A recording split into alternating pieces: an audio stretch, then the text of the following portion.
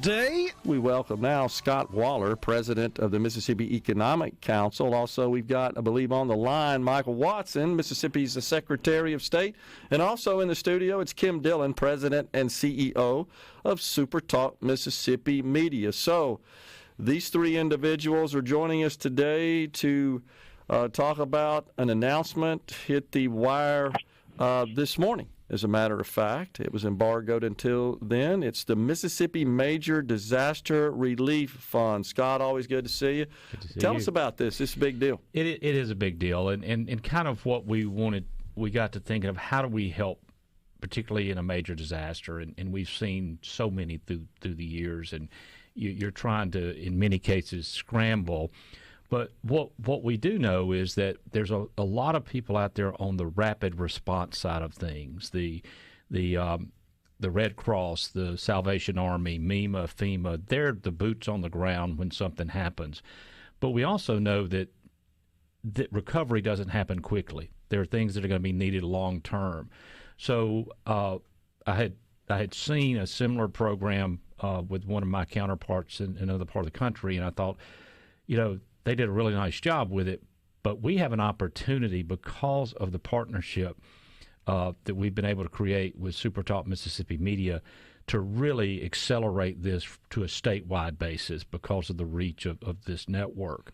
And we wanted to create something that had two things, had the credibility of the organization that's 75 years old with MEC as the state chamber to manage it through our M.B. Swayze Foundation.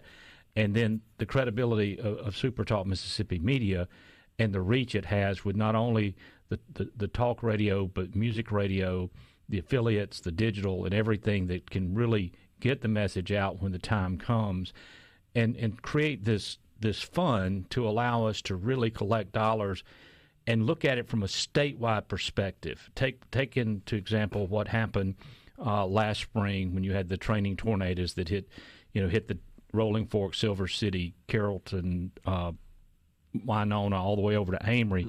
There are a lot of different places impacted, and there were things happening at the local level, but there was nothing major at statewide.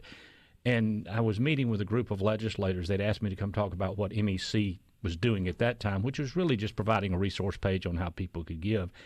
And one of them stopped me as I was leaving and says, "Look, there's nobody to help us in our area. Who do we call?" And so I got thinking about this, and I reached out to Kim and to Steve Davenport a couple of months ago and said, this is something I think we can work together on that will really make a difference. And we wanted to make sure we got the fund in place prior to what we are expecting to be a very active season in the Gulf. And, of course, we're praying that we don't have to ever use this fund. But we know in Mississippi there's always going to be something that comes up. And that was kind of the idea behind it and why we wanted to really move forward with it. Seems like since Governor Tate Reeves took office, we've had more than our share of that in his first term, for sure. It really was. And I think that the weather patterns in our state tend to do that to us, unfortunately. Yeah. Mr. Secretary, how are you, sir? Man, I am well, Gerard. Speaking of these announcements we've had, we just left the enlargement or the widening of Highway 15 up in North Mississippi. But we're here today to talk about something I really just want to say thank you to Scott and to the SuperTalk team, Kim. This is something that really impacts me at a heart level. Being from the coast, seeing all the hurricanes that have come through from time to time, and many times folks come in a rush and they help, and then they leave, and the news goes to something else, and people forget about the things that are still happening on the ground. And I can't tell you how many times I've heard companies call and say, "Hey, look, we want to stroke a check, but we don't know where to give it." And so having something like this is going to be very helpful for the coast, for the rest of the state when we're talking about tornadoes or flooding. And one of the things that I commend Scott on, and we talked about this a little bit earlier, we don't pick favorites at the Secretary of State's office. So all charities, nonprofits, you name it. But I love when somebody like this, like Scott, takes the initiative to talk with us on their front end. Hey, let's make sure we're doing this correctly. Let's make sure we got our reporting lined up, because Mississippians are so generous. We want to make sure that people understand the people I'm giving my money to, the projects I'm trying to fund with my dollars, are actually going to those purposes. And so I appreciate them being proactive on the front end. And again, with the reach that Kim and you guys have there at SuperTalk across the state.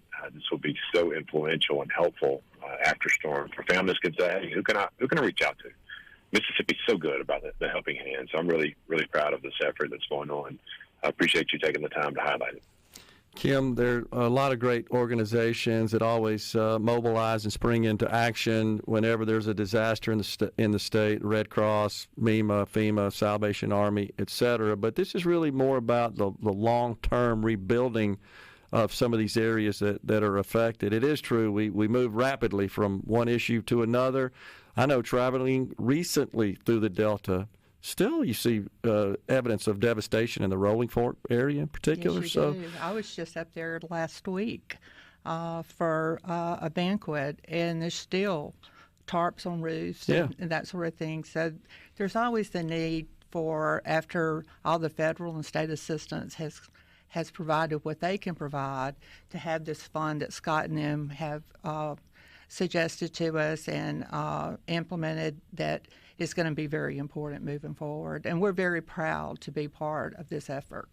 Absolutely. So, Scott, your members, as the state's Chamber of Commerce, if you will, is how it's always described, what do they think about this? Well, the feedback has been tremendous, and kind of along the lines of what Secretary Watson was just saying a few minutes ago. One of the members that I spent a great deal of time talking to said that when the tornadoes happen, they're headquartered. They're a large company here, but they're headquartered outside of the state.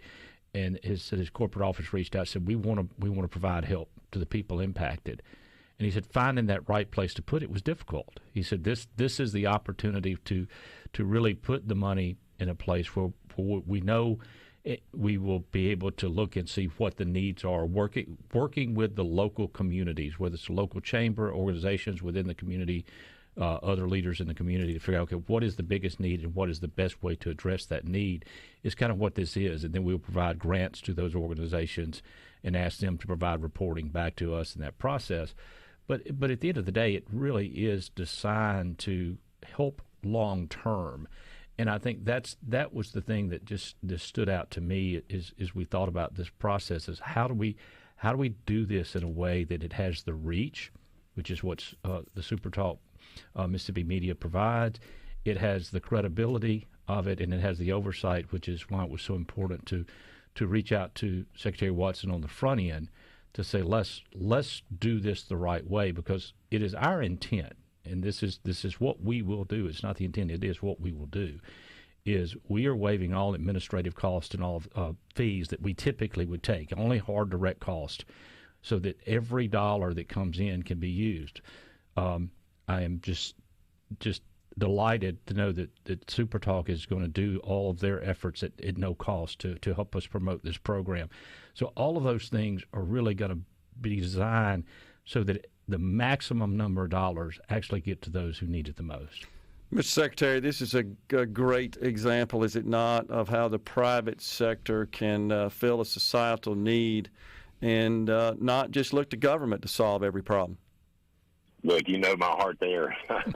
Absolutely. And I don't want to harp on Rolling Fork, but I've had so many folks call, and not specifically, again, just to Rolling Fork, but there are so many times that government gets in its own way, and you get help if you know somebody. You don't get help if you don't know anybody. When private sector can get involved, when charity can get involved, when nonprofits can get involved, and they just want to do the work. They just want to help people. You know, you get away from this government bureaucracy, and you get away from who's connected to who, and you get down to, hey, what family needs my help? And let me help them. So many times, we see the instance where nonprofits come in, churches come in after disasters, and those are the ones who really, really dig deep and help folks where they need it most. And so I just am excited about this. You're going to see this help so many families, and I think that's the key point here. No matter where you are in Mississippi, this thing's going to have statewide stretch. If you have some kind of disaster, clearly you're going to hear about this on SuperTalk to know who to call and when to call and how do I, get access to this. So really excited about it for all of Mississippi. This is Mississippi people, and this is the best of what we do. We help each other. So, Kim, there will be an advisory board as well, right? And that will consist of business leaders and outsiders to provide oversight. That's correct. And Scott may want to talk more about that, but yes, it will be made up of business leaders across the state. Gotcha. You got a second to talk about that? Yes. You want me to, I hear the music. You want me to try if you to cover it now? If you want to continue that in the next segment, we can do the that. next segment, and All right. We got Scott Waller, President of the Mississippi Economic Council, Secretary of State Michael Watson on the line, and also President and CEO of SuperTalk Mississippi, Kim Dillon, in the Element Well studio. We're stepping aside for a break. Coming right back. So we're talking to Scott Waller, President, Mississippi Economic Council, and Kim Dillon, President, CEO of SuperTalk Mississippi on the line, Secretary of State Michael Watson. We're discussing the Mississippi Major Disaster Relief Fund announced just earlier this morning. So, Scott, before we went to break, we were talking about just the organizational structure and essentially how this fund will be overseen and operated. Sure. And the fund will be operated through the MEC's MB Swayze Foundation. It's a 501c3 charitable foundation, and it will be a program of that foundation. And what we look to do is create an advisory group or committee that's going to oversee it. Of course, our partners here, SuperTalk, and other businesses will be involved as well. And the idea is for this advisory committee to kind of oversee the process, determine when to, I guess, I'm not sure if activate's the proper term, but really put into action this fund and start really letting people know we've got an issue we need to be collecting dollars for. If you need to give, here's a great place. And we, someone has asked, well, what's a major disaster? How do you, and I think in many cases you'll know when you know. You know, when I woke up that Saturday morning and saw what had happened with the training tornadoes through the Delta all the way up through northeast Mississippi, that moment that's a major disaster. We need to kick into action. And there are other times that we may have to look and see, okay, is flooding, for example, going to rise to that level?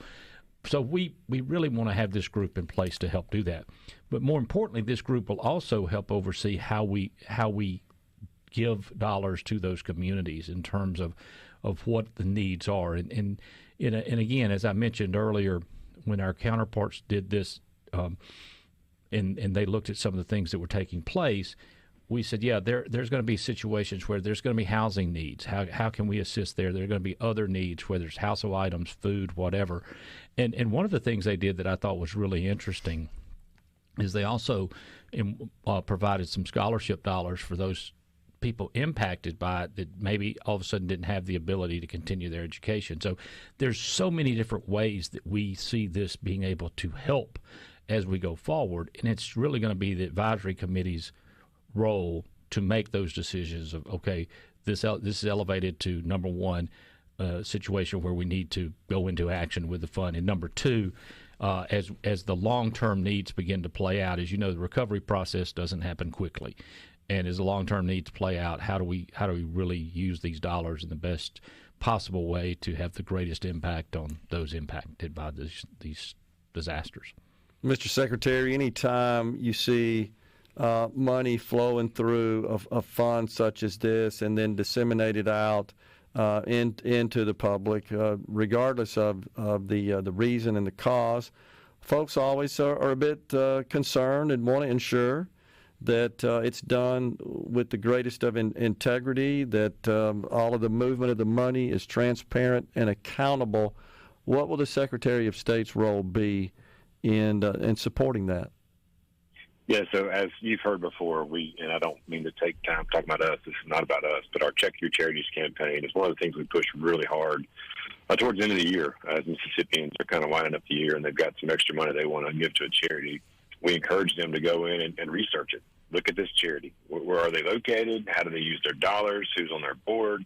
The different types of information that obviously is clearly very important to make sure that your money is being spent how you want it to. And again, I echo what I said earlier, that Scott and the team would say, you know what, let's get this right on the front end. Let's sit down with Secretary of State's office to make sure all our filings are correct, that we know exactly what's expected of us, that the reporting is going to be, top-notch so people can understand, hey, this is how my money was used. And I think that's so important for all of our charities, all of our nonprofits, whoever it is in Mississippi, to make sure on the front end you've got that nailed down. And so I can't say enough good about the efforts they're taking to make sure that Mississippians can trust and feel free to invest in something that's going to help so many families, because we know where this money is going to go. So, Scott, how can folks donate to this deal? Well, we've got it on our main page of our website, which is mec.ms. But if you want to go directly to this, it's msmec.com/MS Disaster Fund. It outlines the things we've talked about today. It also allows you to make a donation there as well online, or you can send, you can pay by mailing a check. We've got all of the information. We got the tax information listed as well.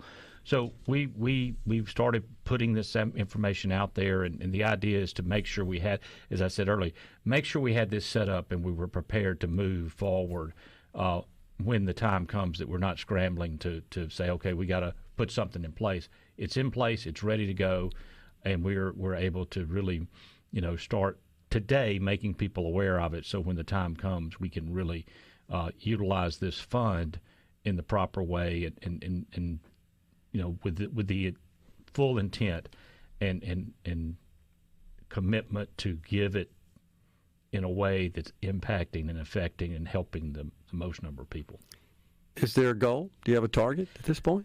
We haven't put any targets, simply because, as I said earlier, we're establishing this fund with the hopes of never having to use it. Sure. But we also know we live in Mississippi, so we will. So we really haven't gotten that deep into it in terms of it. But we just want to have a place where people can feel comfortable giving, and make sure those dollars are used, in the most efficient way that we can. Yeah. Well, it's really a good deal. So. But you can start donating today, yes. Right? I mean, yes. It's up and running. Yeah, it's up and running. I went ahead and made the first donation last night to make sure the system was working properly. So we've already got some money in the account. It's not a whole lot, but we've got some there, and we will begin to continue to collect as we move forward. Why the Mississippi Economic Council, Scott? Why did you guys decide to take this on? It's our role to look for ways to make our state better. And it's our role as the State Chamber of Commerce to be that entity that is there when there's a need. We spend the majority of our time advocating business issues at the Capitol. You and I talked Sure. a lot through the years of the things we work on, the things we focused on. This is just one way to help people give back. And the business community as a whole understands that we have to create an environment where our citizens that are impacted by something like this, they want to help them, and we just felt like this was a great way to go about doing that.